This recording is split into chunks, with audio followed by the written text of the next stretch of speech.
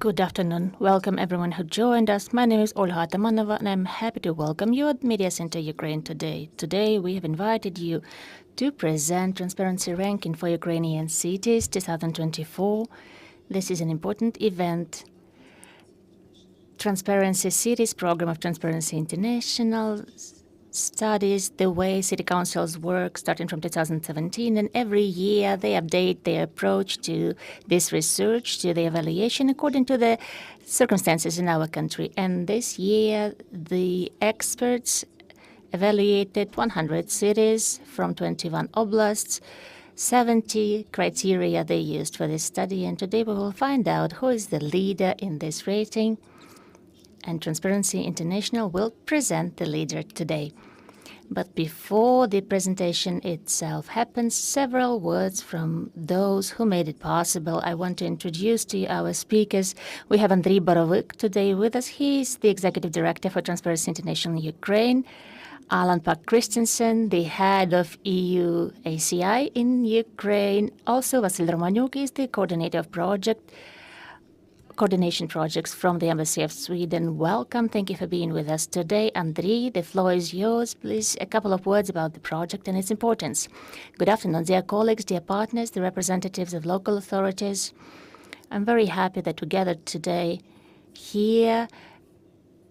We are anxious about this event every year, and we've discussed with the colleagues that we've been doing this for such a long time. We have calculated that this is the 9th presentation in the 8 years of our working on this. Why it is important now, even with the full-fledged invasion, transparency is very important.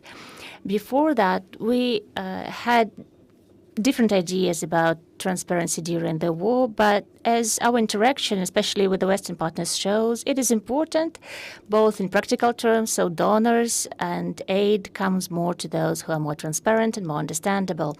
And I'm very happy indeed that there are cities that are located very close to the front line, and they not only preserve their indicators that they had before 2022, but they continue to develop, and it's a positive development. It was also surprising for us, to be honest, because the first time when we evaluated, when we presented in 2023, we did not evaluate some of the cities thinking that they have some more important tasks back then, given how close they are to the front line. But then we received the feedback from them. They wanted to be evaluated. They wanted to get the attention and the look from the outside. Yes, they admitted they had problems, but they wanted to know the condition that they were in. What I think the case of Ternopil city is also well known and not as pleasant. This is a negative case. They decided to build decorations, but forget about contents, and they surprised everyone with their manipulations. But our ranking, our evaluation is not, we want to have more openness, and we wanted to motivate them positively. In this case, with Ternopil, it became a moral hit for us because we did not expect the cities, or in this case, Ternopil city in particular, that they could use this cheap manipulation, that in fact, everything that's hidden becomes known at some point. And the last idea that I want to convey now, openness for me is also about moving towards Europe in a sense. Of course, there are some critics that say that so much open information that we have in Ukraine, the Europe doesn't have. Yeah, but also Europe doesn't have as many challenges as Ukraine does. So here we'll always need to take into account the context. But in the context of Eurointegration, it is very important. About 40% of our indicators are connected to best European practices. This is why these are not just words. I think that today's presentation is going to be great. Thanks everyone for coming. And let us continue our welcome speeches. It's just 3 people, not 8, as there used to be. Thank you for coming. Thank you, Andrii. Allan, the floor is yours. And thanks to Transparency International for once again presenting an annual assessment of at the level of transparency in Ukrainian cities. I think the work you're doing here is so important, and is probably only getting even more important. This ranking over the years has become much more than just a tool of measurement. It has become a tool or a source of competition among municipalities, benchmark for reforms. It has triggered new reform initiatives at the local level, and I think it's actually quite impressive how much activity you can get out of a ranking like this. It's even so that some cities are trying to cheat to get a better position. Really important what you do here. I think the ranking is also a mirror of realities. We both see the progress and we see those that needs to do more. It's all about having a more open and democratic society. And I think despite this devastating impact of Russia's war that continues to destroy infrastructure, displace millions, and really test the local governance, I think today's event is a good proves the good point that transparency is not a luxury in times of war; it's a necessity. And despite of the war, we see good progress in many cities, also in cities that are in the front lines. And despite the security concerns that sometimes limit the extent of transparency, I think we see many good developments out there. Of course, the municipalities are always like in the front line of the Ukrainian people. That's where they get the basic services in their daily lives. They are in charge of all the public services, reconstruction, crisis response in a wartime. And trust in these institutions, in the municipalities, has become even more important. And therefore, integrity and transparency should be somehow the core values of the local governments. And this is why we within the EUASI now for some years have been working with these integrity cities, as we call them. And I'm happy that we have the mayor of Chernivtsi with us today. We're also working with Mykolaiv, with Zhytomyr, with Nikopol, Sheptitsky, and most recently we launched last week our cooperation in Poltava. We see these cities as laboratories of reforms. We are testing different tools and we replicate to other cities when we can. We're also proud of the work we did in the past with Mariupol that was on the top of your ranking for 2 years in a row, and we are looking forward to the day when we can be back in Mariupol and continue our work there. So what do we do in the cities? Let me just mention a few points that are of importance also for today's agenda. Together with the city councils and the mayors and their teams, we develop what we call municipal integrity plans. That is like a roadmap for how to improve the transparency and integrity in the city administrations. We are introducing internal audit systems that go beyond this mere compliance, but has to do with performance. We enhance the public procurement practices through capacity building, through policies, and we see some good results there, including not least in a city like Mykolaiv. We have been launching electronic receptions and other digital tools that create more transparency and that somehow reduce this human factor we know is vulnerable for corruption. And we are supporting cities in monitoring international assistance coming to the cities and thereby managing reconstruction-related risks. So that is what we do, and I think it's so difficult to measure the impact of the work we do in the cities, but your ranking is very helpful in that regard, and we're happy to see when our cities are making good progress in terms of the ranking of transparency. So I would like on behalf of the EUASI to thank all the cities that have prepared themselves and really done a lot to improve their place in the ranking. And of course, thanks to Transparency International, to Andrii, Borovyk and his team that again has delivered a very professional assessment of the Ukrainian cities, and a very, I think, important mapping of where they are, and we are looking forward to seeing more progress in the coming months. And with these words, I just want to wish you all a fruitful seminar today. Дякую за увагу. Slava Ukraini. Героям слава. Glory to heroes. Thank you, Allan. Vasyl, the floor is yours. Hi, everyone, dear guests, dear heads of the cities. In fact, it's a big honor for me to speak briefly today, but first of all, I'd like to emphasize how unique this instrument is. Moreover, in 8 years, we used the instrument 9 times, which makes it especially unique. The rating of transparency of the cities, but there is also the ranking for accountability, and transparency also administrates it for many years. It's a good indicator of resilience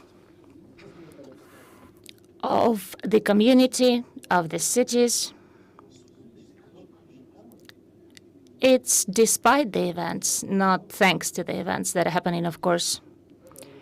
And on our side, we have a huge privilege to support the initiatives called to strengthen those things that are about some positive, inspirational ways of normalization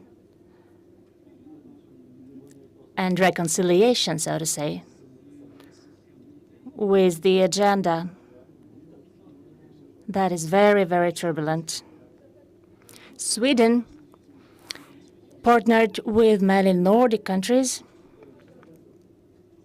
continues to spread Nordic calm, to share this Nordic common support with Ukraine that remains a priority in humanitarian, developmental, military, and political sense for these countries, and Sweden in particular.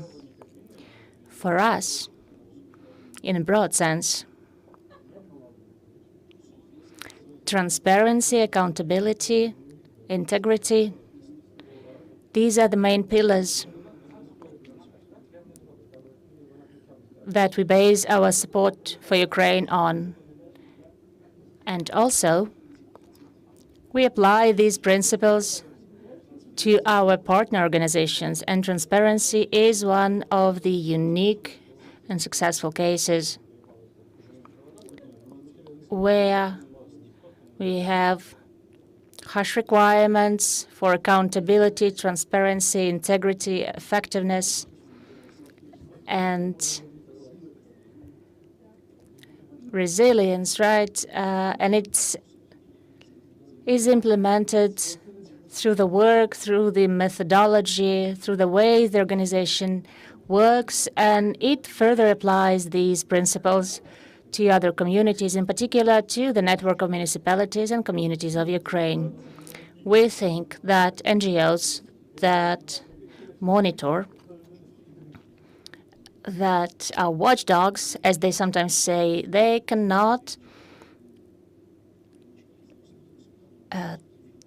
apply these requirements to someone else without actually practicing them and making them the basis of their philosophy and their work. So this contribution in the support, in the stability of NGOs, in helping them get to a new level of good quality work, good quality activity, it launches this mechanism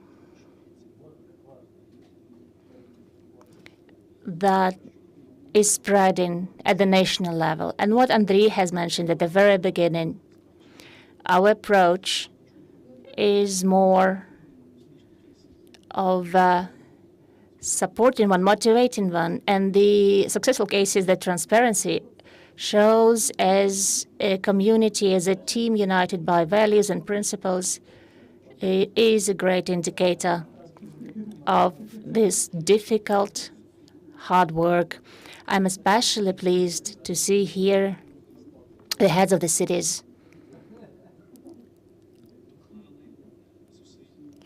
that have contributed to this ranking, remaining competitive and remaining popular and remaining the indicator of numerous efforts that comprehensively create this bigger picture. And one of these cities has a special place in my heart, but that will remain a secret for now. Thank you for these words, and of course we'd like to thank our partners. Indeed, all of the studies of the recent years are showing us that integrity and transparency are incredibly important, and this is definitely what is expected by our citizens in our communities. So thank you for allowing us and helping us to move more effectively and probably quicker in this direction. So thank you. And I would also like to invite our colleagues to present the results of the ranking itself. Anastasiia Mazurok is joining us. She's the Deputy Executive Director of Operations of Transparency International Ukraine, and Olesia Koval is the head of Transparent Cities program. Hi, thank you for joining us. Let's look at the results. Good afternoon. Today it's an honor for us to present the results. Thank you very much for the interest and attention that you give to the ranking. We at Transparency International Ukraine for over 10 years have been making Ukraine stronger and systematically promoting change. For our countries, we were the organization that co-created the system of Prozoro sales. We have co-founded Rise UA coalition, and only in 2024 with our civil monitor, and we helped save over 2 billion of budget in public procurement. So one of our important strategic products is also the program called Transparent Cities, and as it has been mentioned many times today, since 2017 has been doing its annual evaluations. And for all these years, we've been trying to ensure transparent dialogue between the authorities and the communities, to motivate for better practices, for good governance, for cities to ensure the comfort, to care about the comfort of their citizens, and to ensure the instruments and mechanism of influence on certain decisions that are being made in the interest of all citizens that live in the city. So accordingly, I'll tell you how we worked in the entire history of our evaluations. Of course, it's happening along all the historical events that take place in our country, and we cannot but react. So when we evaluate, we always say that we evaluate the 100 biggest cities of Ukraine, but because of occupation, because it is impossible to evaluate certain cities in the time of evaluation, we have covered 122 cities that we have been evaluating in this time period, and we created different products, of course. We started from transparency ranking, and then we also added the accountability ranking to check whether the declared things are effective in practice. Also, after the full-fledged invasion, the ranking with places and evaluations of cities, we exchanged for categories assigned to the cities, transparent, partially transparent, non-transparent, because we also reacted to the challenges of time.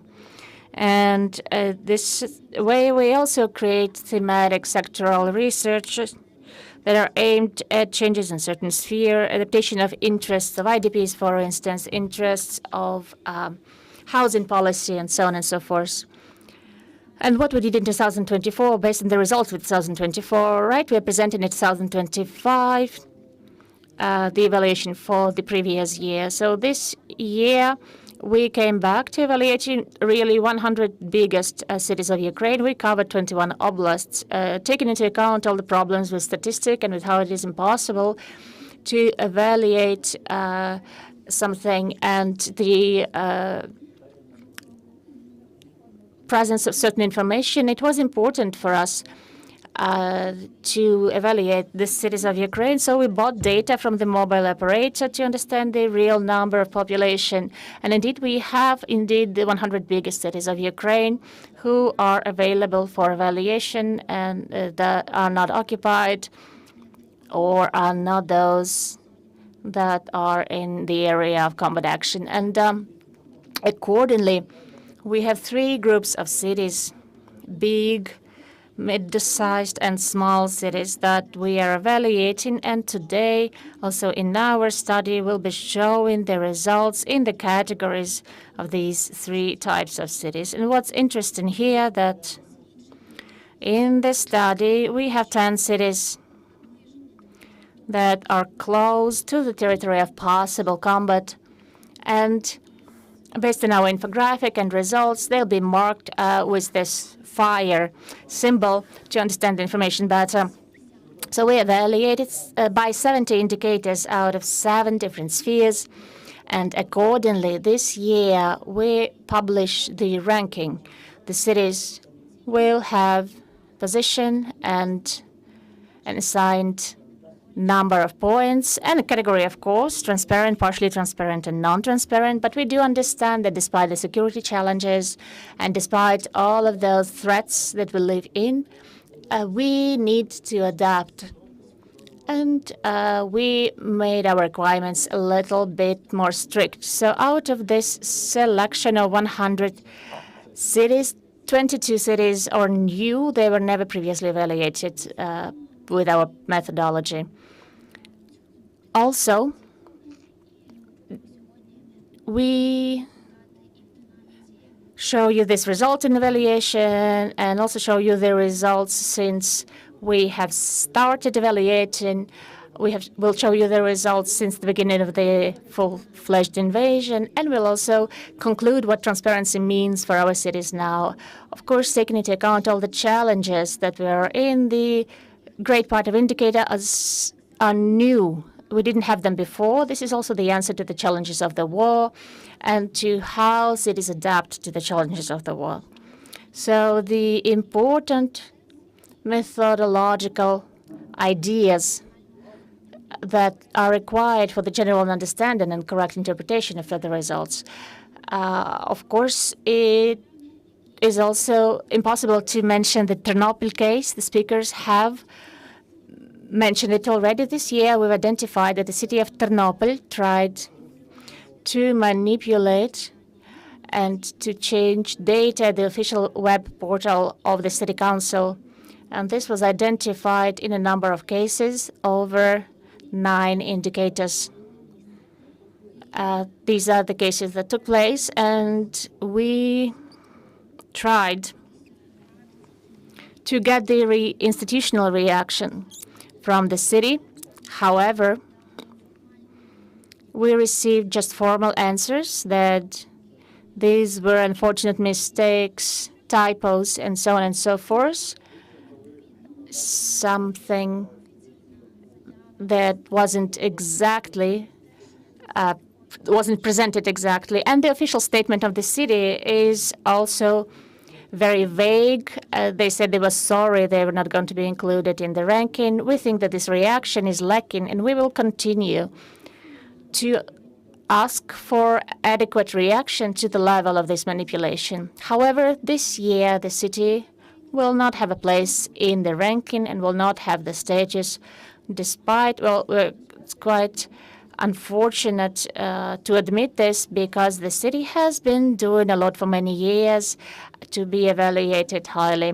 And now I'd like to give the floor the head of the program, Olesia, and she will continue to speak about the results. Olesia, the floor is yours. Good afternoon. Yeah, I know that all of us are here to see the first top 5 cities, but you'll need to suffer through several slides with me first. Let's recollect what the life of the cities was like and how many challenges they had this year. Last year, the biggest number of air raid alerts took place in Kharkiv Oblast and the least in Zakarpattia. But this number of air alerts, spoiler, did not affect very much the transparency level of these cities in this oblast. So it did impact, but in a various way. We also had many legislative changes that also impacted our indicators. This year, we have also identified a group of Eurointegrational indicators, and we looked at the average implementation on them because we understand how important it is. And despite the fact that we have been evaluating cities from 21 oblasts, we tried to take into account the context for every city. And you'll soon see whether we were successful. I will first share some general numbers. We will not see the winners here just yet. But if we talk about the average level of transparency, 100 cities, it's a little bit smaller than last year. But there is a good explanation. We added 22 new cities to have a ranking of 100 cities. And many of these cities are small, and they did not take part in the evaluation earlier, so they don't have this experience. They don't quite have the capacity, so this impacted the average levels. But if we look at those 78 cities that we had the previous year as well, the average level of transparency is a little over 45%. So we are coming back to it gradually. And this year we have 5 transparent cities, 22 partially transparent cities, and 72 non-transparent cities. More or less, by categories, it's similar to the previous year, but there are many other interesting things. 7 cities increased their status, 6 on the contrary are in the lower category. You'll take a look. There are changes in the top 5, and not only that. So the fullest implementation is in openness, in interacting with the community and reacting to the challenges. And the least implemented, I would call it a chronic problem. The utility sphere suffers a lot. Also, human resources. So the cities say that they lack resources, and on the other hand, not all the cities are working with a difficult topic, so they don't have internships, they don't publish their vacancies, and so on and so forth. And here I would also like to draw your attention to the average level of transparency of 10 cities. The so-called near frontline cities, the territory of possible combat, their average level is higher than the general average level. It inspires that even in these difficult conditions, the cities are fighting for trust and for transparency. What the cities did best, I'd like to say that here it's not just the legislative requirements. The winner of Dream profiles, it's not a requirement of legislation, it's the best practice, but 96 city councils out of 100 did that. Also, they've been publishing their decisions of the city council rather fully. They worked with the website. 87 councils have a mobile version, so the information is accessible from all devices. They published the budget reports, they worked with regulatory bylaws, and they worked with the citizens. And what they could do worse, our anti-top ranking, all are successful practices. So no legislative requirements here, but it's important for us, for the cities, to be working also with the topics that help build trust in reconstruction and electronic procurement and the possibility to upload documents and not walk on foot under shell into the city council or some kind of an administrative service center. So we're saying that the cities should have been working on these indicators actively, especially when you see that 88 cities have problems with publishing the list of those who receive humanitarian aid. But evidently these cities would like to continue to receive humanitarian aid. We'll be talking about this later. Is it still me continuing here? Yes, more about our results. Our experts try to understand what determines the level of transparency, and they built many correlations. We talked a lot about formulas and difficult words, but basically there's a simple answer to these difficult questions. Transparency is moderately connected to the budget and the size of the city, is almost not related to the macro region or the number of air raid alerts, so any city has a chance to be more transparent. Oops. Yeah, and now moving on to, yeah, right.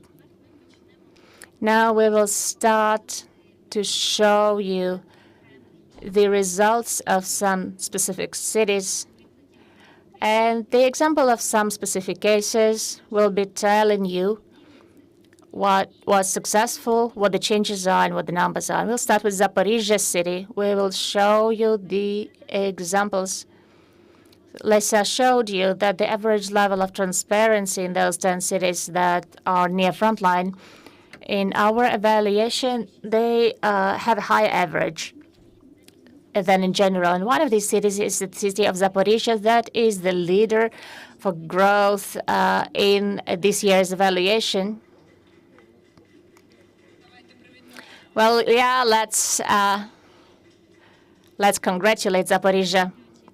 Yes, today we have the head of the city, and during the panel discussion, we'll talk more about how it became possible. The city currently places 12th in the ranking, and it could increase its average from 36 to almost 63 points. It is still partially transparent only, but transparency for us is 75 plus. But you can see the serious growth anyway, and why it became possible. Very high indicators in the category of reacting to the challenges of the war, 83%. Also, top 18 in all the cities, indicator of interacting with the community.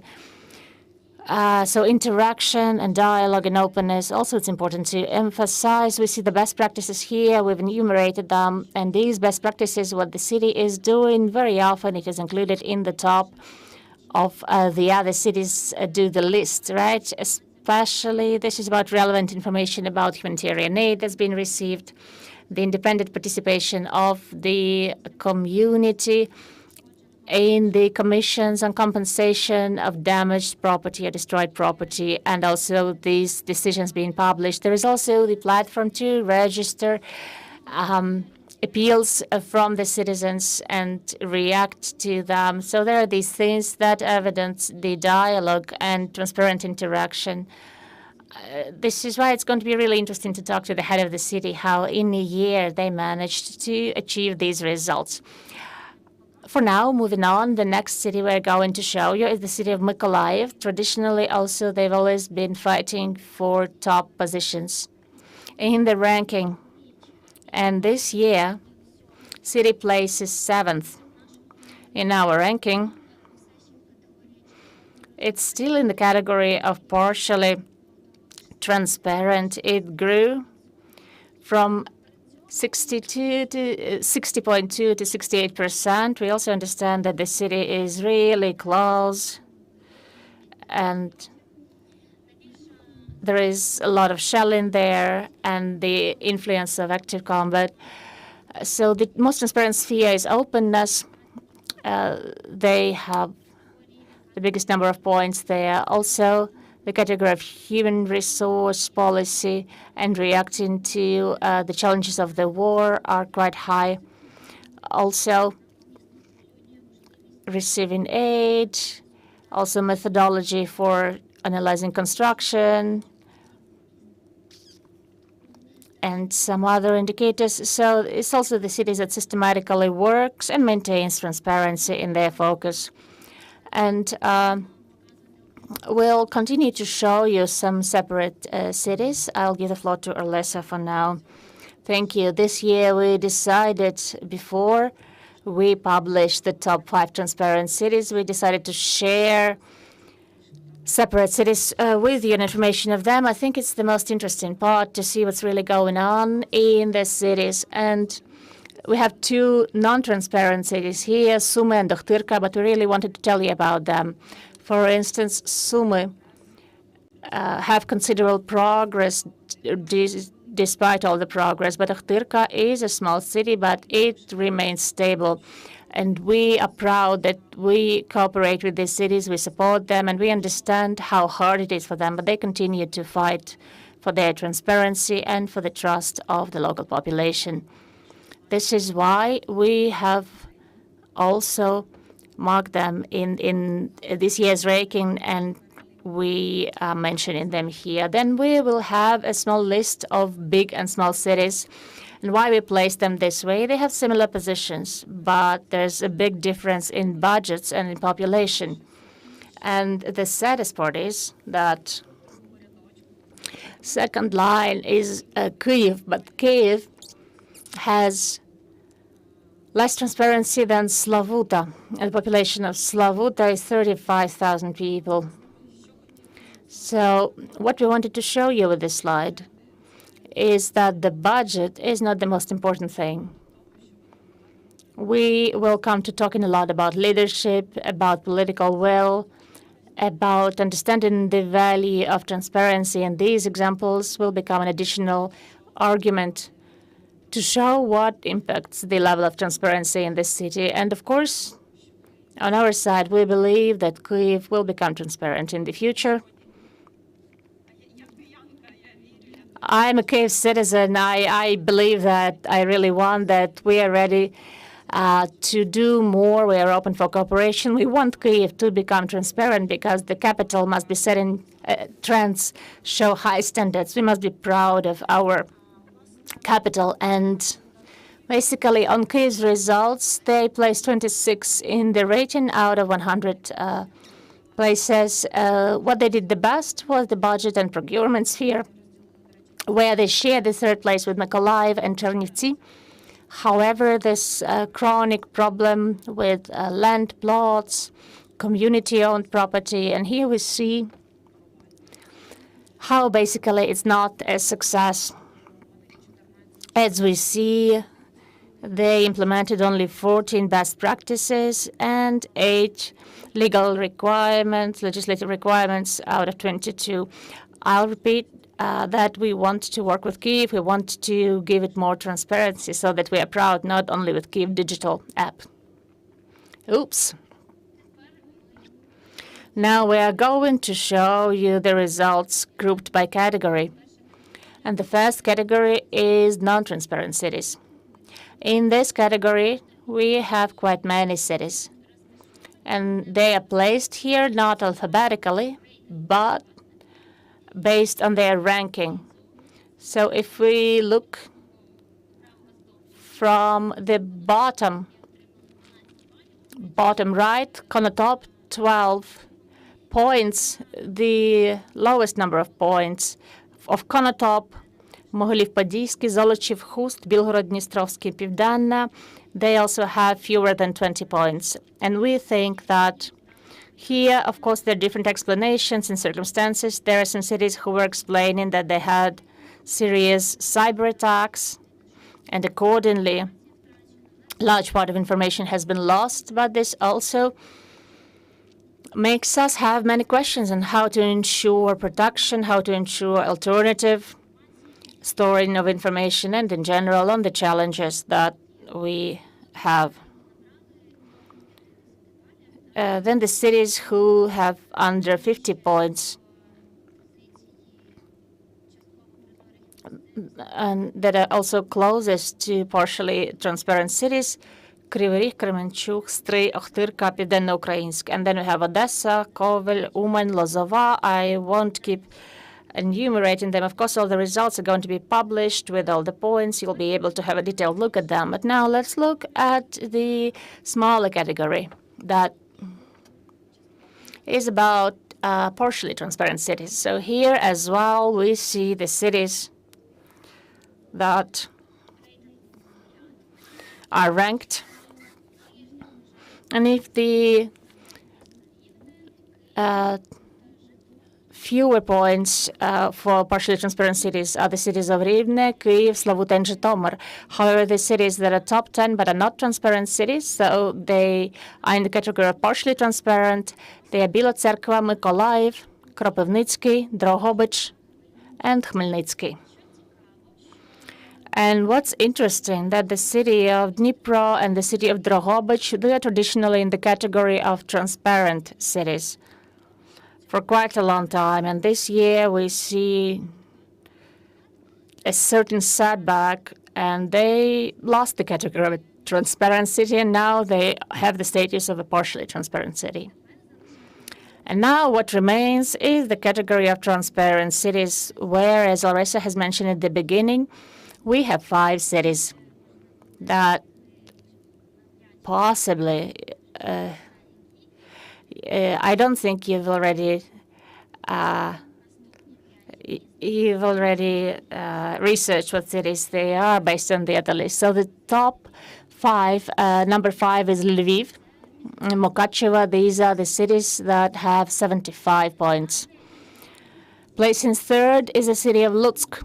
Place in second, Vinnytsia, and place in first, Chernivtsi. Well, let's congratulate the winners.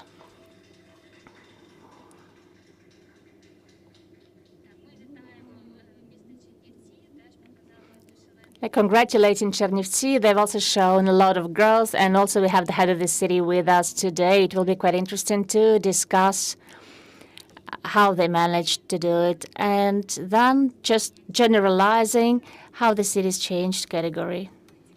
Yeah, but the most interesting thing I think you've heard by now, so let's congratulate again the transparent cities. A lot of work has been done, and a lot of work is still to be done in the future. We hope that this becomes a stable result, because as we see, there are cities that change categories for the better category. There are 7 of them this year, and there are cities also who drop in category. There are 6 cities like that this year. So speaking about Odessa, as you may see, 45.5%. So the cities of Odessa Oblast and Sumy Oblast are the regions that have the worst results, and Odessa is the most transparent city in Odessa Oblast. Well, every city has a reason and a background why it is happening, but we also want to believe that the cities will be going back to systematic work and to openness.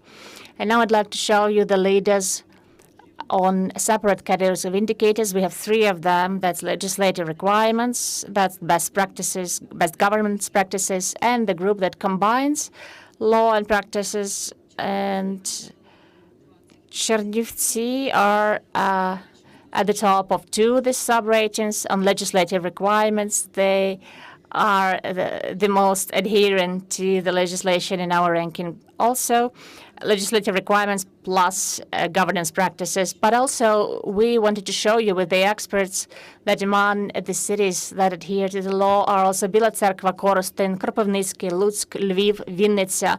So the list of the cities that have responsible attitude to legislative requirement is long, and we're proud of them.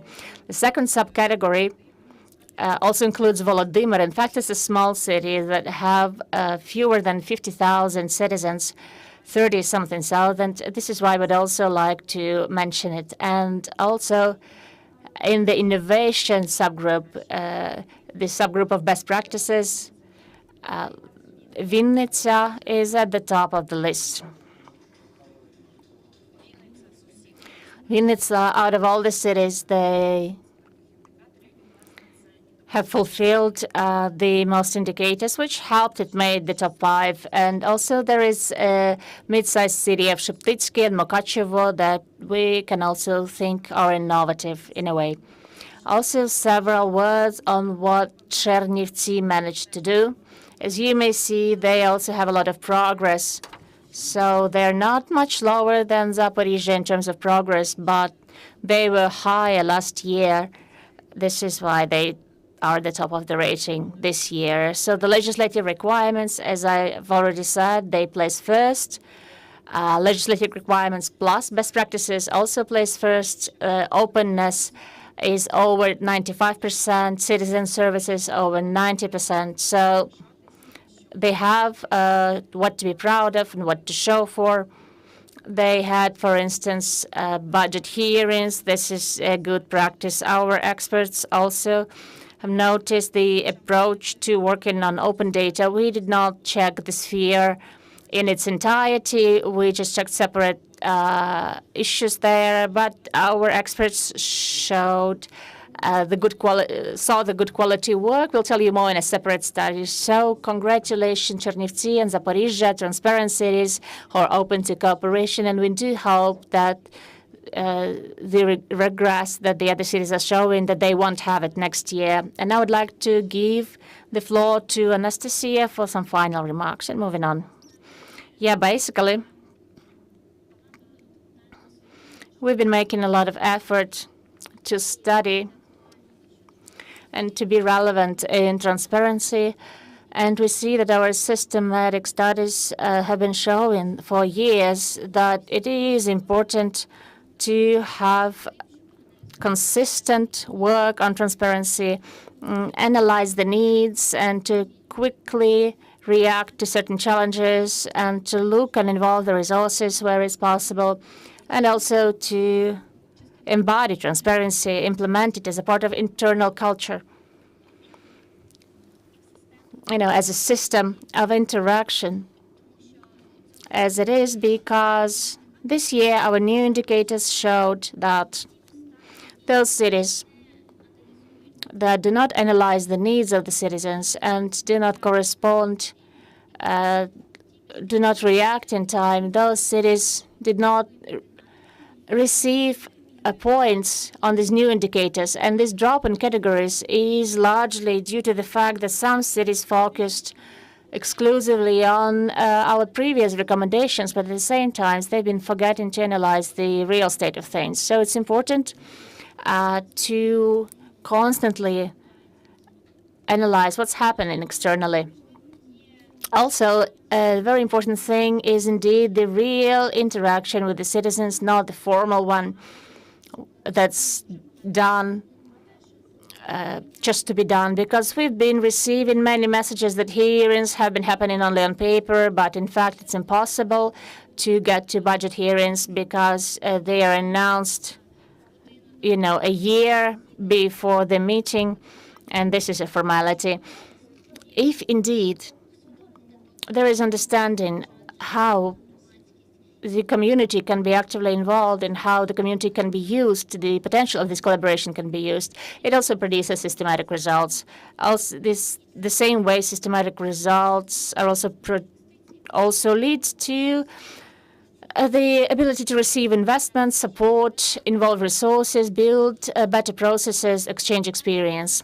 We will also see that there is no direct connection exclusively, with the size of the city or having more budget and having more transparency. Especially Kyiv's case shows us how this correlation is nonlinear. Of course, it is there. Smaller cities that have fewer people living in them, of course, they are not as able to do certain things, but also they have fewer things to do, in fact. So just by saying that there is small population or that we're a small city, very often it's just a cover. So we insist on looking for possibilities and solutions. They are there, and we are ready to show how other cities, smaller cities, implement certain practices and accordingly share the experience. And another systematic experience of evaluating transparency shows that transparency is not only about the words, but it also provides support in crisis. The systematic solutions that were developed before the full-scale invasion helped many cities to react quickly, to be rather mobile in making new decisions, in building certain new crisis teams, looking for adaptations of the existing solutions to the challenges of the war, or in general the challenges that arise for the community. Especially talking about our Eurointegrational movement, it is especially important to work consistently, systematically, understanding the value, not only because it's a formal requirement or something. And our indicators, in fact, they are about adhering to the law and about best practices. And in all the years, even the average level of adhering to legislation has not been very high, at about the level of 50%. So we will continue to insist that we still have a lot of work to do. And in the final part, we'll talk about what awaits us in the future. But right now, we'd like to congratulate the leaders. And we'd also like to call everyone to continue their work, because it's daily work, actually. Thank you, Anastasiia. Thank you, Olesia, for presenting this ranking. I have a question. I'm sure that not everybody had the time to remember everything in detail. So where is the study published? On the website of Transparency International Ukraine, and also the site of Transparent Cities program. All the results are published there already. Dear friends, right now, if you have questions to our speakers on methodology or on the results, you can ask these questions now. And if not, we'll move on to the next part. We'll have a pleasant part. And I would like to invite Andrii Borovyk here again. Andrii will congratulate the winners. Of course, the top city in the ranking, Chernivtsi. I'd like to call Roman Klichuk, the mayor of the city of Chernivtsi, to come up on stage. Let's congratulate the winner of the ranking 2024 once again, the city of Chernivtsi.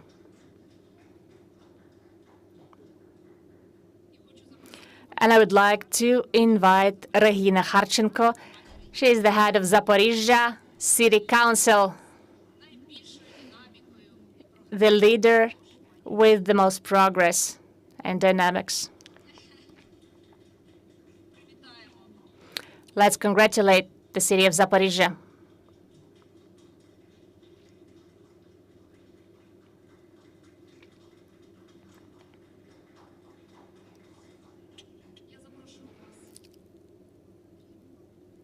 And I'd like to invite you, Rehina, Andrii, to join us on stage. As the previous speakers have mentioned, we have a panel discussion planned for now. We'll be talking about transparency in the rear and in the front. We have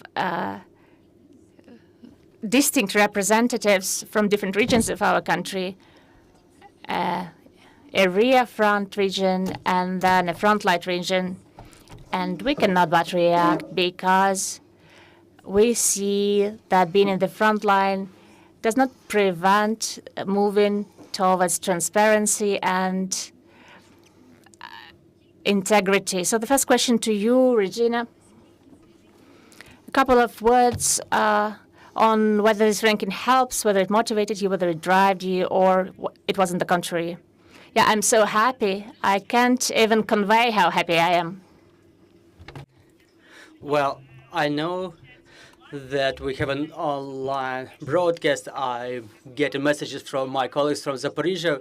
I want to thank my colleagues. It's our joint effort. But in fact, the result was not a maximum that we could have demonstrated. Why? Because I have taken office of the city mayor in the 2024, and within 7 months, during every meeting, I was starting every meeting with 3 words: transparency, publicity, and accountability.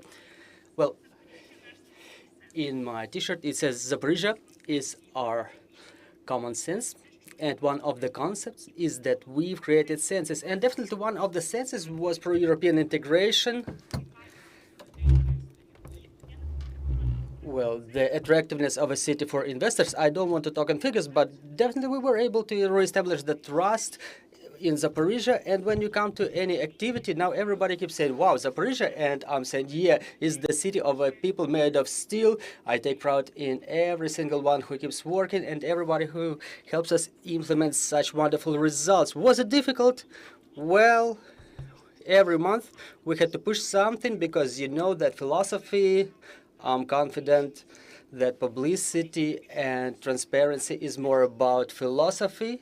It should be a foundation because if it's not there, it's never gonna show up in paper and manifest in any activities. It had to be readjusted because the people are different, but we've made it. I want to thank once again to everybody involved and everybody who keeps listening to me. They were making fun of me. They were saying, oh, that's our transparent secretary, but the public doesn't always love everything. But I have another proof, a proof that we're walking in the right direction. In fact, back in 2024, when we just only started working, we've taken a previous rating, we've checked the criteria, and we realized that there should be one person in charge who every single month from every single administration, from every utility service should collect information, walk around and keep repeating that this, and that should be done. Plus, we ended up in a position when we don't just have to talk about partnership with the businesses and donors and denizens, but it's our life principle. We don't have a right to afford to have opponents. Because no matter how political it sounds, our unity is our strength.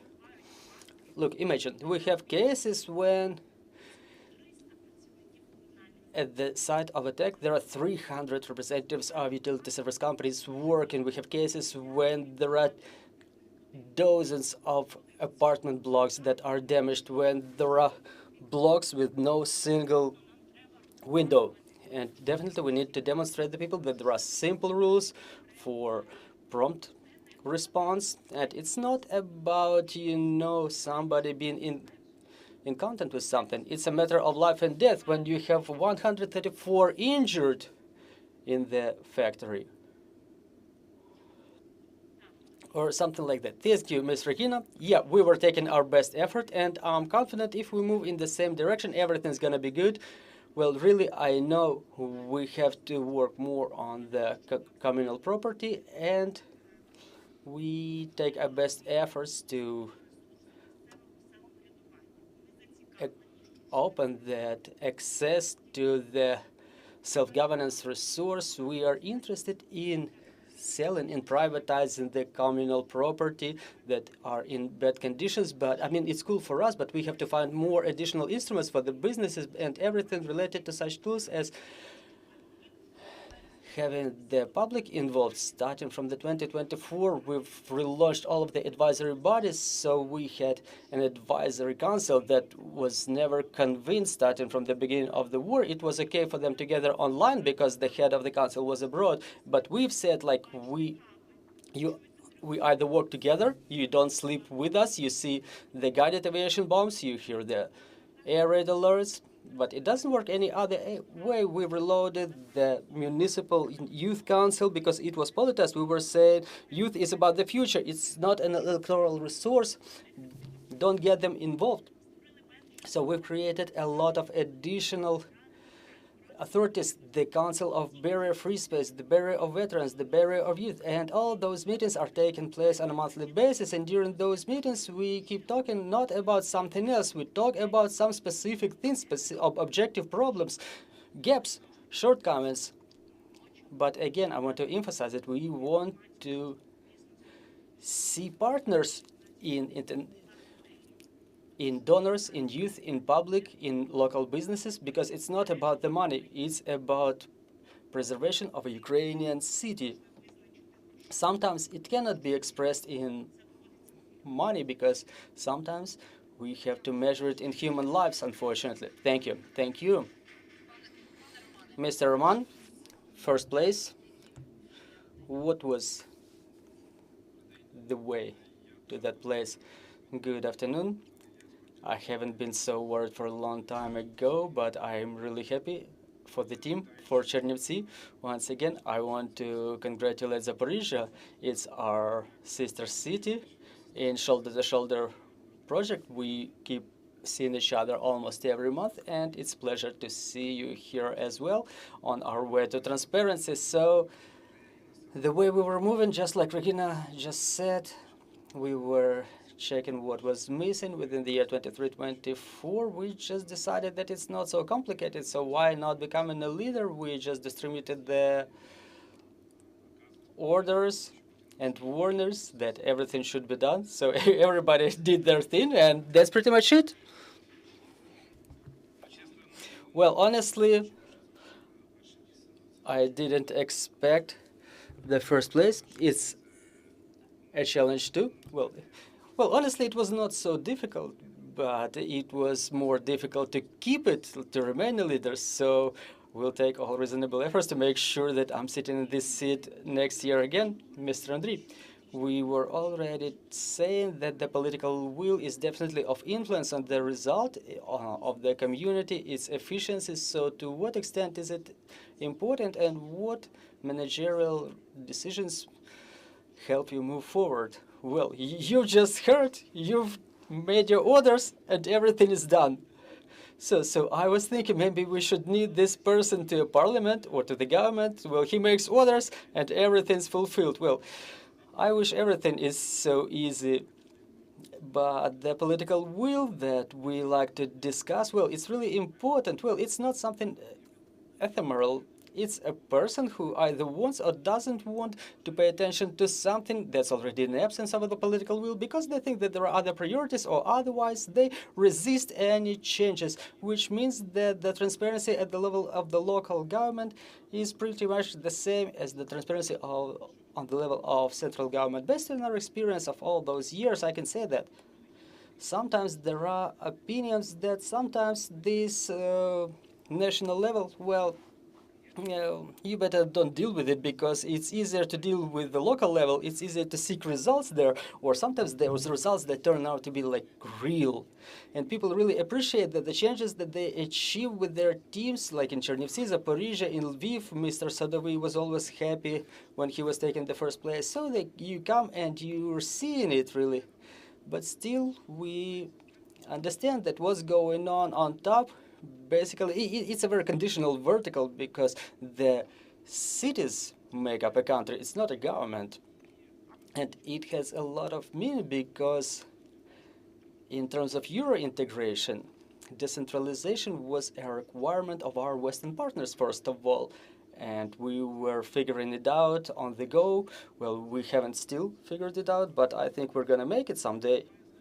It matters because the mayors are the people who are closer to the denizens. I mean, no matter whether it's a small or a big city, who are the ministers? Well, the president, well, everybody knows the president, it's a war, he's a commander-in-chief after all. But generally, people don't care. I mean, in my city, this is not done, or this thing is done, and I take pride in it, and this is how it works in Europe. In Europe, we overestimate, in political context, on the local level, they know way more than what's going on than our citizens. I mean, in terms of cities' life. I mean, not in terms of revolution, because during revolution, we are always the first ones. And we can give you a lot of examples, but that demand is only going to grow, not only on part of our densities, but also on our partners. I've mentioned that 40% of our indicators are related to European integration, so no matter if we want it or not, but we will have to make it. Okay, thank you. And the question to our winners, we understand that transparency sounds great, but it's not always about pros, but also about cons. It's additional difficulty and complexity. So for you, transparency, has it become an additional tool for survival, or was it a tribulation of a kind?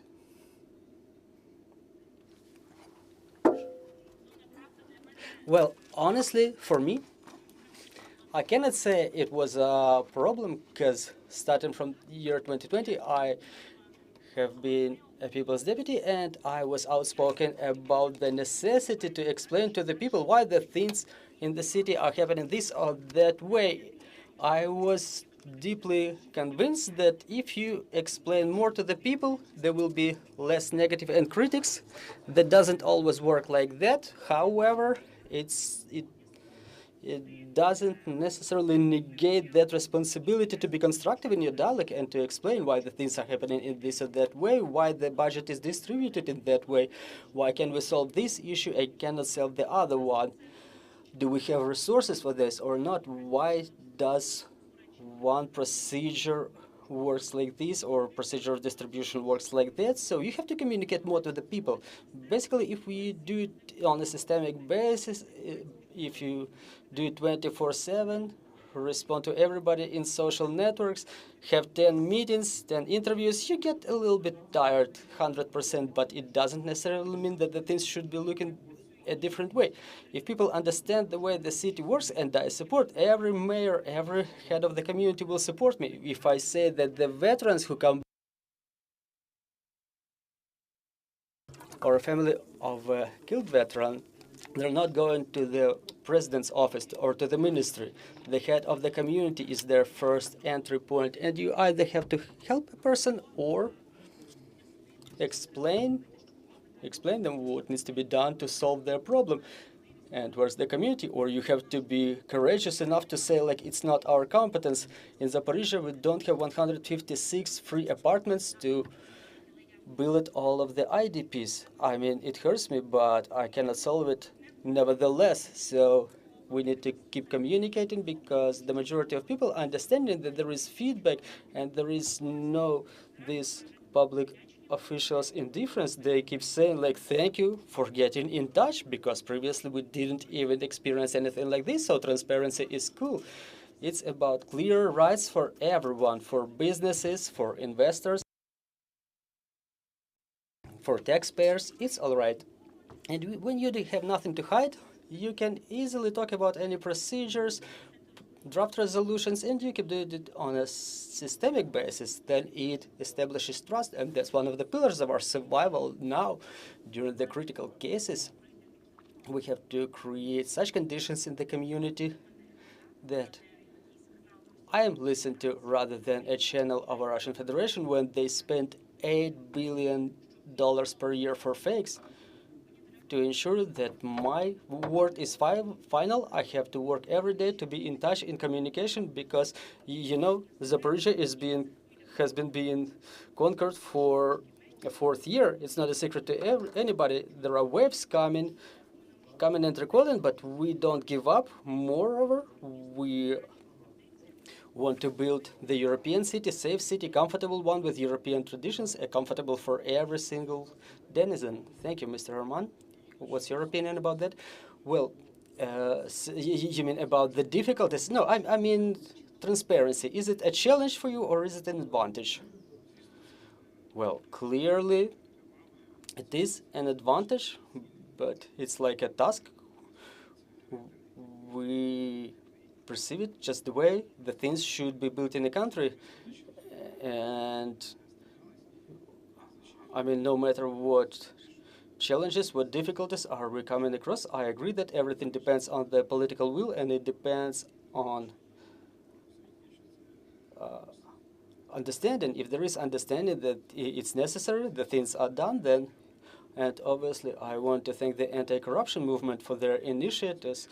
They always were supporting it. They were helping us. They were sharing different practices with us. We were telling them what changes do we have on our end. I have an advisor too who was in charge for transparency. I want to thank Olga. I'm sure she's watching us. I don't know where to say hello because she was coming to everybody and she was seeking things, and it's a huge plus for the city's image. Mr. Mann, we would like to discuss the challenges. We understand it's been 11 years of the war, 4 years of the full-scale invasion, and the challenges for every region are specific. So what are the challenges for Chernivtsi in terms of transparency? What are you observing? Well, I think that it's a specific story for each city we're living during the war. There are difficulties, complications with funding, A lot of funding is spent for the support of the armed forces of Ukraine. On the other hand, the funds are never sufficient. There are difficulties with people, with personnel. I mean, everything related to mobilization. There's a lot of people who left the city of Chernivtsi. There are a lot of IDPs who came, who were socializing, adapting to our city. There are many relocated businesses who got integrated and adapted to our lives. So I consider them Chernovites because they are hardly gonna leave. But I mean, every city has their challenges. All of them are similar, except for those close to the front lines. Thank you, Ms. Rehina. And a question to you about the challenges. We understand that you definitely have other challenges. Well, obviously, our biggest challenge is the people, our most valuable resource of our community, because you have to find a person with burning eyes, like someone who's living with their business or their occupation. It's not about funding, but it's more about systemic nature of the work that already exists. One way or another, you're gonna do that work, but you either do it for a result, for something specific, or otherwise you're doing it just for a tick on a paper. Talking about political will, I would like to thank the team who was supporting me, because in fact in every community their situation is specific. There are different areas of activity and it's not always simple, but thank you for supporting. And I urge everybody know, as you talk about the people, I keep recalling the issue with the bus drivers. I mean, we're talking about transparency, but we're really having a difficult situation because in place of 700, we have 450 units. So if anyone wants to work in the communal company, Zaporizhia Electrotrans, in terms of transparency, we're making it, but we don't have a deputy mayor or an advisor who would be in charge of transparency. It was more of my political story, and the head of the department of the executive committee, who also has taken a specialist who would be in charge of collection of information and monitoring of all of the 70 criteria we could comply with and the way we comply with them. And again, I would like to thank every specialist who inside their departments, inside their communal companies, were providing the relevant data. So it's about systemic basis. One person can be a stakeholder to push everything, but a lot depends on the operation of the system inside. Also, using this opportunity, I would like to thank the city council, the communal companies, your heroes. Every single person is a hero to me. Among those who don't sleep during the night, but at 5:30 they show up to work if it's needed. Thank you. Andrii, we talk a lot about the role of public in interaction with the government. What formats are the most efficient and which of them, and whether they can improve the resilience of our communities? Well, I don't know what are the formats. Again, we have to be careful here because every single city is different. But, I mean, they really are. There is Zaporizhia, there is Chernivtsi, and there is Chernobyl. Probably you have to work in a different way in every single city, but what you definitely have to do is to talk. Sometimes we fail to hear each other. Those who are staying inside don't hear to those staying outside, and the other way around. So we have a different perspective of the same problem. And talking is the most important thing. Communication is the most important thing. And sometimes the people say, like, yeah, let's don't quarrel, let's do things peacefully. But in fact, it doesn't matter whether you quarrel or not. Emotions are still good for me. To me personally, from the positive perspective, it says that people care. I mean, those sitting in a council and those outside. Like, we yell not because we want to yell, because such emotions take a lot of our life force, but I mean, it only means that we care, but to make sure that we all care, we have to channel our thoughts in a constructive way. Thank you. When we were listening to the presentation, Anastasiia said that some have learned to hear to their communities and some have lost their ratings because they failed to hear their communities. The same tools were applied, but their demands of the communities have changed, and they were not in compliance with the expectations of the communities. So how to preserve it? How did you build that story in your community to ensure you can respond to those challenges existing in the communities, to their needs? Rehina? Roman? Well, first of all, I think that we're facing to the bigger extent compared to what Chernivtsi or Ternopil are facing is our response to emergencies. It's already also automated. For example, in February we had a large strike inflicted on a residential area, and the firefighters haven't put out the fires yet, and the representatives of the communal services, they have already started covering the windows with plywood. So we've aligned the system. You may say it's clear, but I mean, we started back in 2024, and it's clear that it's not people who should be coming for us for help, but we should come to the people and suggest that help to them, because how was it happening before? There was some location with a tent of a Department of Social Care, and people who got affected,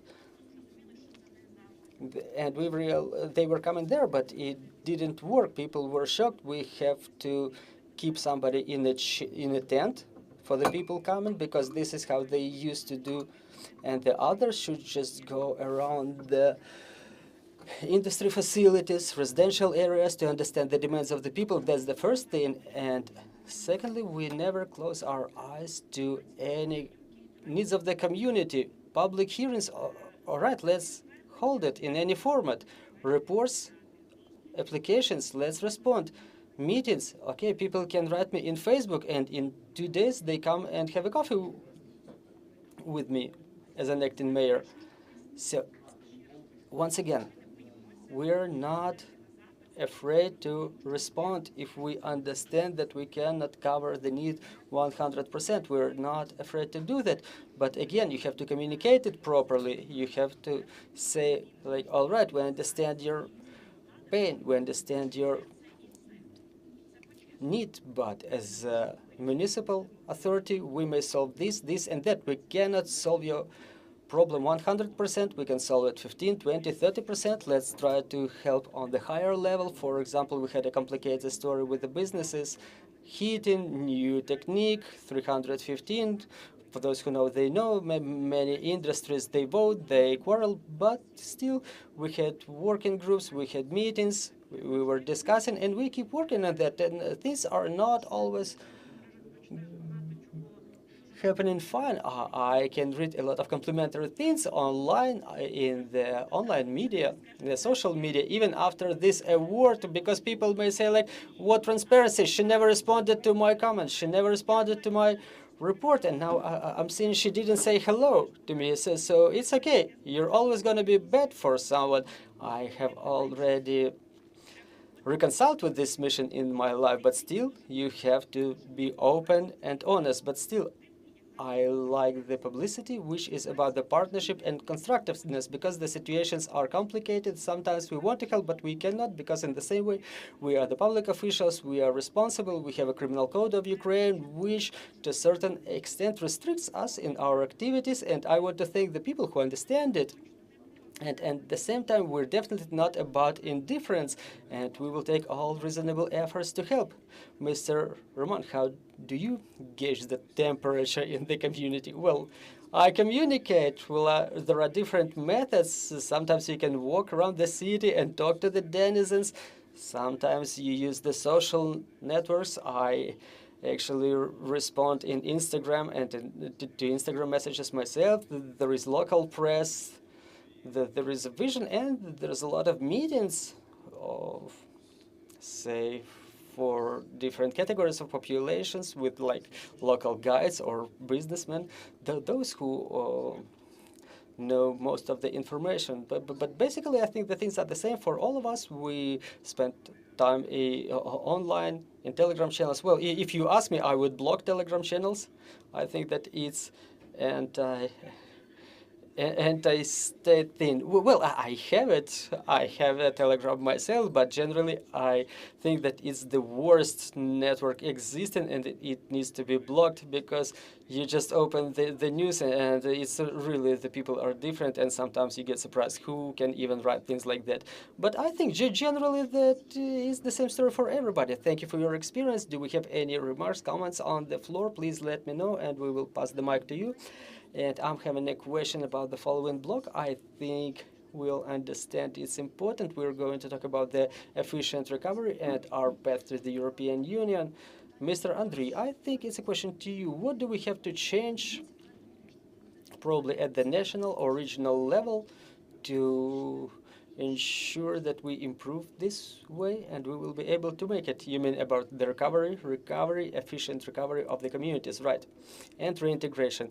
When it comes to the recovery, we should be prepared for the large recovery, and still this recovery is happening on a daily basis. You know, at the level of the government, they keep saying that the recovery is still pending, but the rocket attacks, the drone attacks are happening every day, and the local authorities are solving those problems on a daily basis, but it's about the survival on a day-to-day basis. But the recovery that is pending for us is a recovery, roughly saying, well, like, we shouldn't see those Khrushchevka, like Khrushchev era apartment blocks. We should reconstruct something new, but it's not about Marshall's Plan. The situation is a little bit different. You know, the contribution of Marshall's Plan was way less than the history textbooks tell us. But I mean, still, that was the responsibility of the communities in those countries that were recovering, and we have to be prepared to it on a procedural and operational perspective. And it's good that we have open contractors partnership guided by the DREAM system. I'm happy that 96 cities have their profiles on that system. It's a good indicator, but that's a system. For us, we're saying it's about accountability and transparency, but for those who will be making this, in fact, it's about operability of all that process, because recovery is a huge story, it's a huge project that need to be managed, and doing it in manual mode is a difficult thing. And there are already amendments suggested in the legislation, suggested tools, and I think we're doing things properly here. We're doing things right, and morally it's difficult to resist it. But again, what recovery can we talk about if 154 people have died? I mean, it's a recoil, but at the same time, on the local level, you know, like Rehina is saying, they're preparing the foam, they're preparing the plywood to cover the doors and broken windows right after the attack. And in Kharkiv, you know, as I was coming, it was difficult to park there, but you watch the windows and they're all broken. And they say everything is happening like in a moment. Right after the attack, they take the plywood, they take the foam, they cover all the windows, and it's good. It's about the recovery. The city should look neat. People need to want to stay there. I mean, everybody cares about their own security, but as the city starts dying and rotting a little bit, it's like, wow, should we really clean the street? We just had a shelling here.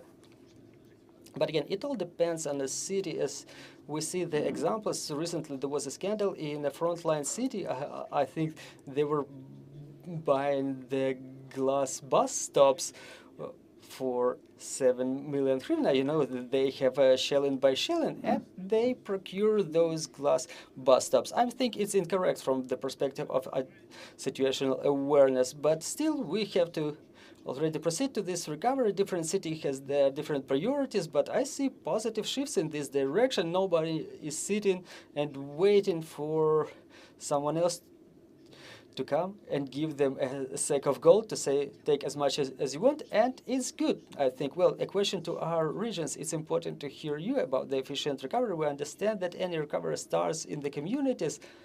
So as we talk about such recovery, what are the barriers that you're observing in terms of recovery and European integration that may arise on this path in the regions or are already existing? If you allow me, let me start. So first of all, it's about the security. let's be honest, within the year 2024, we had the total time of air raid alert like 3 months. So until an investor can be convinced that everything will be stably operating, I think it's too early to talk about any investments. When it comes to preparation, it's cool. The Dream platform in Zaporizhia territorial community, we have 174 projects on this platform. They are all aimed at inclusiveness, barrier-free space, social services, because one way or another the population of Ukraine is Asian, Zaporizhia is Asian. 156 IDPs residing in Zaporizhia are of the senior age, and we have to be prepared to have our city comfortable, convenient, with healthcare facilities, with ramps, convenient public transportation, and everything like that, because it's about the physiological condition of a person during their different life stages.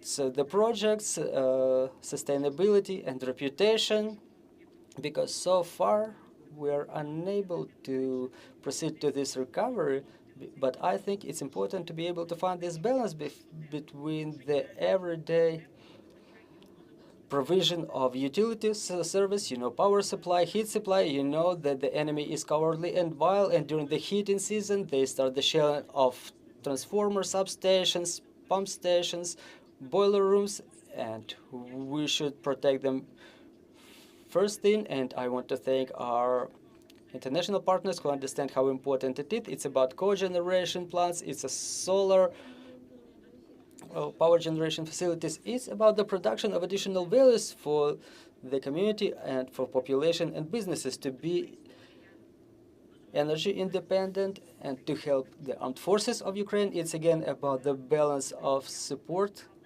to the people, support to the armed forces, but again, small positive things, like, some social relief spots, they should be created and developed, because the life is happening right here, right now, and your child is never gonna be 3 years again. They want to be in a good park now. They want to swim in a good swim now. They want to come to a communal kindergarten now with the new chairs, with the classy shelter where they are safe. Basically, for Zaporizhia, the key challenge is the security. If everything is covered on time, in the security perspective, everything's gonna be fine. I mean, starting with the communal shelter for the animals, because we position ourselves as the city which cares about everyone, every single life being in this world. And again, development of everything is important. We are aiming at intense cooperation with investors, with the donors. We have a lot of industrial facilities. We have a lot of capabilities to establish new businesses, to improve the existing ones. And I hope that in terms of security and transparency, everything's going to be fine, but security is still first. Mr. Roman, what are the barriers that you're seeing? I think it will be more pressing for you in terms of our European integration at the level of the community. Well, the barriers at community levels, I think they are less than at the level of the state. I think that the state should get reconfigured to catch up with this European EU ascension progress, because the investors are not coming to places where it's difficult to do businesses. And when we have 150 place, near Zimbabwe or Zambia in terms of doing business, I mean, what investments can we talk about? But in the communities, again, and the city is not segregated from the country. We live under those rules that exist in the country, so a lot should be changed. And a little bit about the priorities for this year for you. What are the priorities for you? What are the areas that you would like to develop? The priorities for year 2025? Well, for me, I think it's the funds. Every single city mayor's task is to make as much as possible, because the projects are abundant, and we make money covering our needs using different schemes. And it's about the attraction of the grant funds, investors, loans, and the rating. Rating is a huge plus for interaction with international partners. I think it's always important. And also, we have to bring Ukrainian investors, Ukrainian businesses to create good conditions of business for them. Ms. Rehina, what's your key priority for this year? Obviously, at least 10% growth in transparency, so that next year we're even better. We have to infect all of our public officials with this philosophy and to maintain this balance between helping people and supporting the armed forces of Ukraine, continuing projects that were already initiated: energy efficiency, energy independence, improvement of life conditions, living conditions, and creation of a safer educational spaces. It's about the counter-radiation shelters, establishment of cool conditions for operation of communal kindergartens. For example, our kindergarten started operating in extended mode starting from the 28th of April, which we take pride in because they were not operating before. Again, finding cool dialogue positions for the dialogue with the community and continue working. Thank you. And Andrii, key priorities. Yes, we have priorities too. I don't even doubt it. I'm not going to point it out, but we have financial priorities. After certain events, all of the civil society has them, but we want to transform our evaluation system to automate it and to integrate more Eurointegration there. Thank you. I want to thank you for this conversation. Thank you for the results we're having, and I would like to invite for the last part Anastasiia Mazurok, who is going to orient it in our plans, recommendations, and our for the way forward, and Olesia Koval.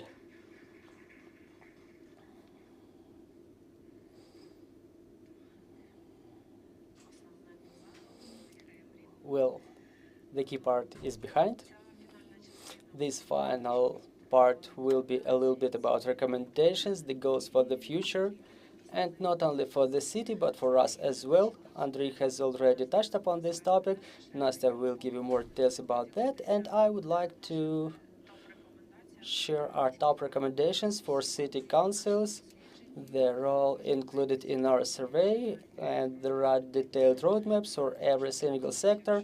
Again, let me remind you, if a city is interested, we can provide advice, consultations, analyze specific issues, so we're open here. When it comes to top recommendations that we deem necessary for the city councils to fulfill, it's about openness, first of all. The publication of protocols, resolutions, announcements should be done. People should be able to visit a website to find all the necessary information. There should be a search function in the website. We have many municipal councils websites that don't have a search function. Also, it's about accountability. The resolutions should be published. The explanation should be published about how the funds are spent. The operation of the commissions on the damaged property should be transparent and open. The data should be open. Set figures among those that we've seen when it comes to implementation of the indicators related to open data. We will mention it specifically, but Ukraine cannot move forward when banally there is no data about, say, shelters. So again, we would like to draw the municipal council's attention to this issue. Another issue is access of the citizens to the online and offline city council meetings. The denizens should be able to visit the website of a city council and to see what is the instruction. How can I attend a city council meeting? What documents should I take with me? The analysts should not check for 5 or 7 websites to find an answer to the question about the operation of a city council. Well, I've mentioned the open data also. When it comes to interaction with the denizens, there are municipal councils that have problems with petitions. They are either not published or either those are responded that only gathered sufficient number of votes. Some may have questions about the provisions of the petitions. Listening to the denizens is their responsibility, to hear them, try to find the sense to build a constructive dialogue. Petitions do help, the hearings help, budget hearings, consultations, discussions, surveys. There's a lot of tools that can help denizens to be heard. We understand those may be exhausting conversations, but whom are we working for? And to finalize the block about prevention of corruption, we would like to make sure that the cities have the anti-corruption tools to be responsible for those things, such as faithfulness. Not all of the cities are working with it properly. I think that National Agency for Prevention of Corruption will support us. And again, financial accountability, open budget statements, the alignment of the processes, audit. There should be efficient fund spending and efficient management. That's in brief.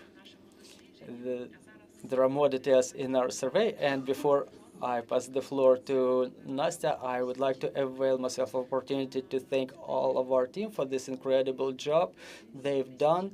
7,000 indicators, a huge analytical memo, infographics, databases. There's a really large-scale project behind this. So before I give up my mic, I would like to thank everybody and to send us the hearts to all of the cities and transparency. Nastya, please. Thank you. And I support all of the words of appreciation.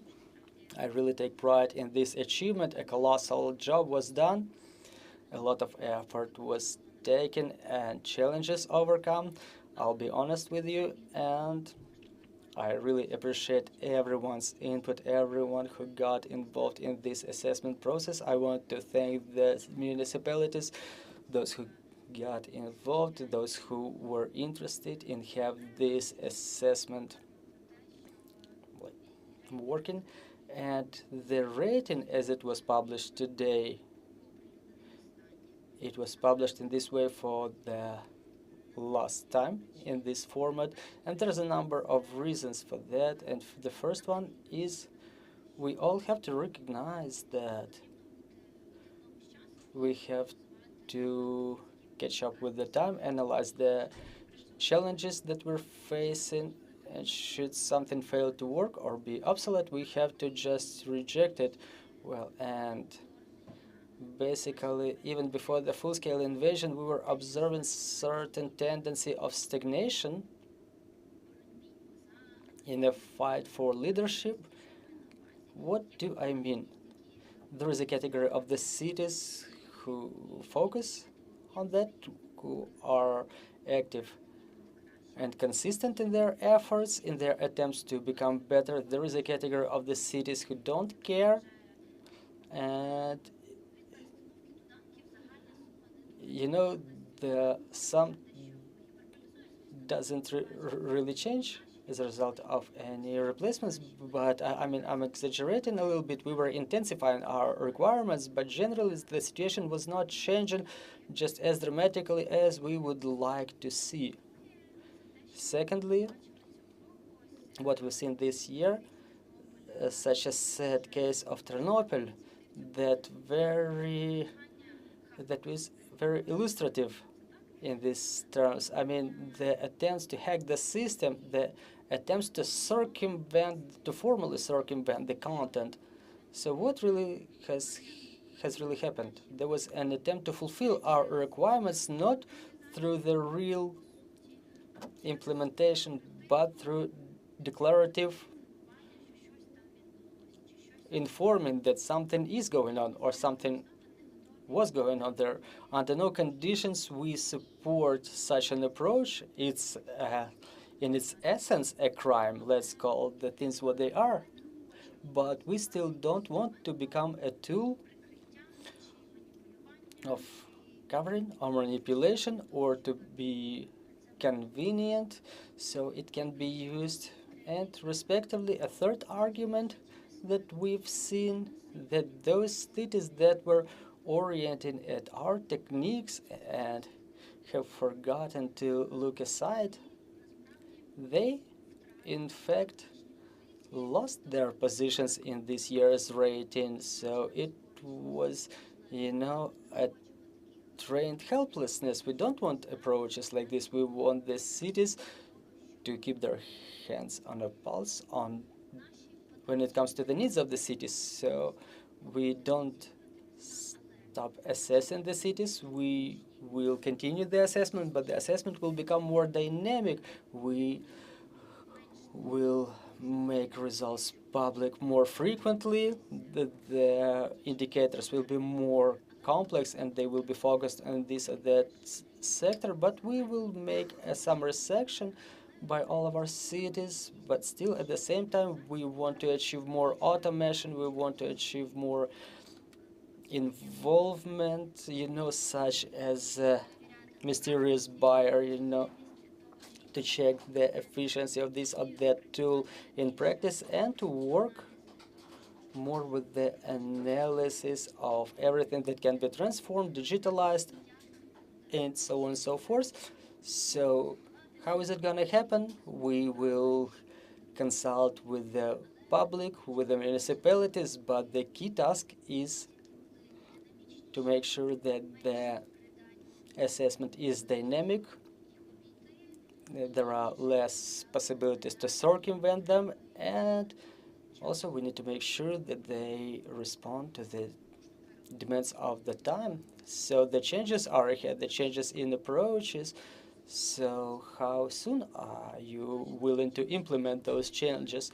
We want the following assessment to be done using the next format. So I wish you success on your way, and hopefully we will be seeing the next presentation shortly. And now I would definitely like to thank the whole team of Transparency who was working on this survey. I want to thank all of the cities that have taken their efforts, and congratulations to the winners once again.